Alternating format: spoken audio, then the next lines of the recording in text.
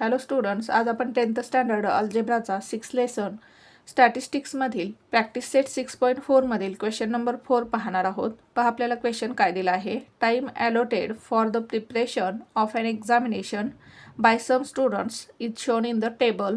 Draw a histogram to show the information.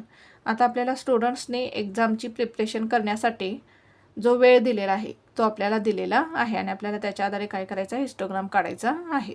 आता आपल्याला इथे फ्रिक्वेन्सी डिस्ट्रीब्युशन टेबल दिलेलं आहे. याच्यामध्ये आपल्याला नंबर ऑफ स्टुडंट्स आणि त्यांनी एक्झामच्या प्रिपरेशनसाठी जो वेळ दिलेला आहे तो आपल्याला दिलेला आहे.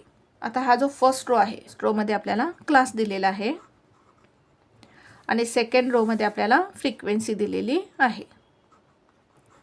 आता हिस्टोग्राम काढताना आपण क्लास एक्स ॲक्सिसवरती रिप्रेझेंट करणार आहोत आणि फ्रिक्वेन्सी वाय ॲक्सिसवरती रिप्रेझेंट करणार आहोत. आता हिस्टोग्राम काढण्यापूर्वी आपण प्रथम क्लास कंटिन्युअस आहे की डिसकंटिन्युअस आहे हे चेक करून घेऊ. आता इथे पहा, हा जो फर्स्ट क्लास आहे हा क्लास जेथे संपतो तेथून त्याच्या पुढचा क्लास चालू झालेला आहे.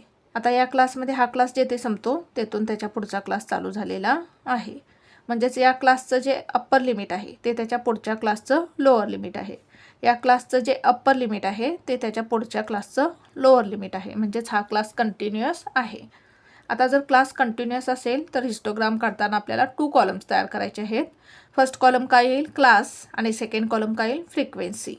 ते मी 2 कॉलम्स तयार केलेले आहेत. फर्स्ट कॉलममध्ये काय येईल, क्लास.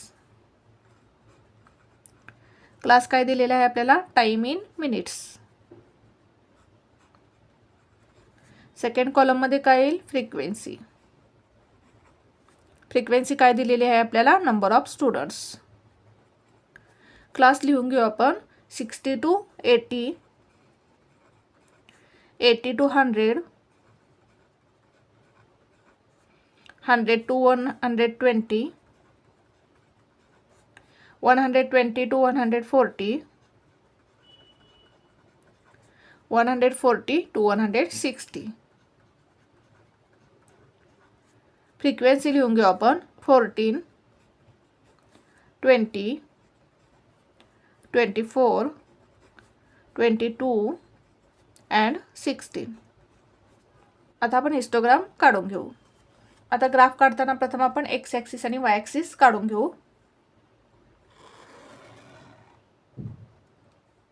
हा काय आपला x axis, x, x dash,